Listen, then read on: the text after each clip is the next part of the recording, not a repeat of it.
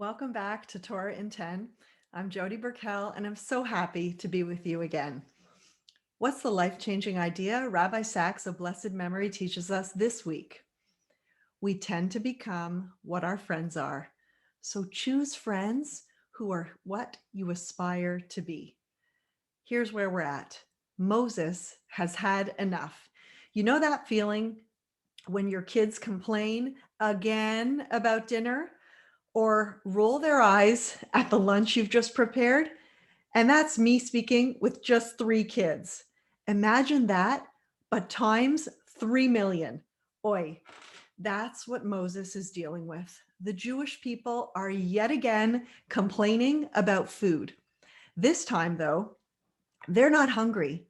Rabbi Sacks says they're bored. They complain, if I only had meat to eat.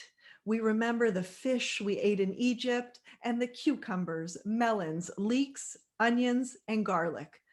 Apparently, the miraculous food that God rained down from heaven was not satisfying enough for these foodies. They go on. Now our appetite is gone. There is nothing to look at but this man. Whoa. Moses throws his arms up in the air and says to God, why have you brought this trouble on your servant? What have I done to displease you that you put this burden of all the people on me? Moses is in a low place. We can try and relate, try to empathize with a leader in his position, as he must have felt like a failure, defeated, and in a state of despair. What's amazing is God's response. He doesn't tell Moses, cheer up, pull yourself together, you're bigger than this. Instead, he gives him something practical to do.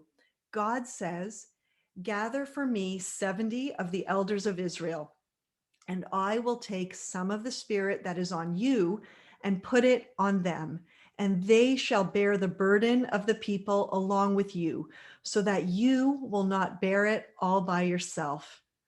Rabbi Sacks says God was saying, even you, Moses, the greatest of all prophets, are still human, and humans are social animals.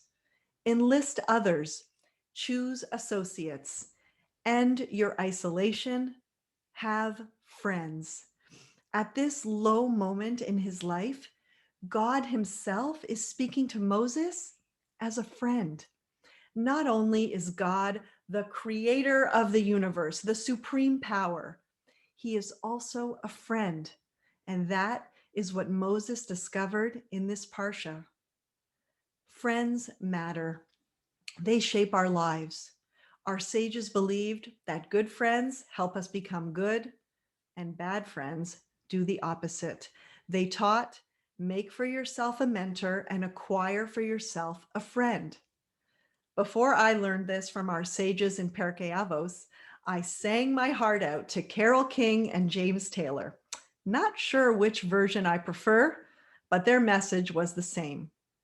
When you're down and troubled and you need some loving care and nothing is going right, close your eyes and think of me, and soon I will be there to brighten up even your darkest nights.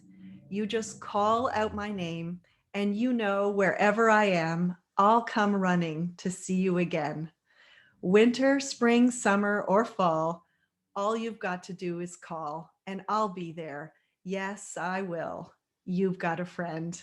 It's almost impossible for me not to sing that beautiful song. I practiced a lot. It's so true, and our sages agree.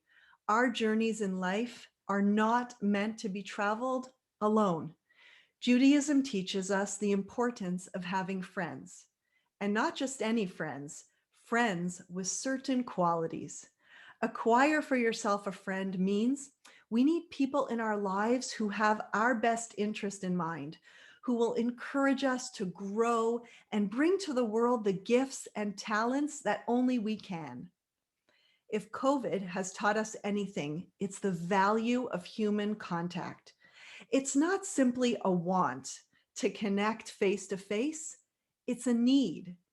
Jordan Peterson, in his book, 12 Rules for Life, says in Rule 3, make friends with people who want the best for you. And it's not as easy as it sounds. We need to stay far away from those who bring us down in life, who are jealous of our accomplishments and who are so self-focused, and be on the lookout for the type of friends who will encourage us and build us up. One of my favorite definitions of a friend is someone who, when you're with them, they inspire you to be a better person. And even more powerful, the definition of a best friend is someone who you can share good news with. Let that sink in. Let's try and surround ourselves with those type of people. And even more importantly, let's strive to be those people in the world. Rabbi Sacks teaches us that faith is the redemption of solitude. It's about relationships between us and God, between us and our family, us and our neighbors, us and our people, and us and humanity. Judaism is not about the lonely soul. He says it is about the bonds that bind us to one another and to the author of it all. In its highest sense, it's about friendship. I found this quote years ago and I've loved it ever since. The people we surround ourselves with either raise or lower our standards. They either help us become the best versions of ourselves or encourage us to become lesser versions of ourselves. We become like our friends. No man becomes great on his own. No woman becomes great on her own. The people around us help to make us great. And we all need people in our lives who raise our standards, who remind us of our essential purpose, and who challenge us to become the best versions of ourselves. And that is a life-changing idea we can all use. I would be so grateful if you subscribe to the channel, comment, like, and share the post. Thank you so much.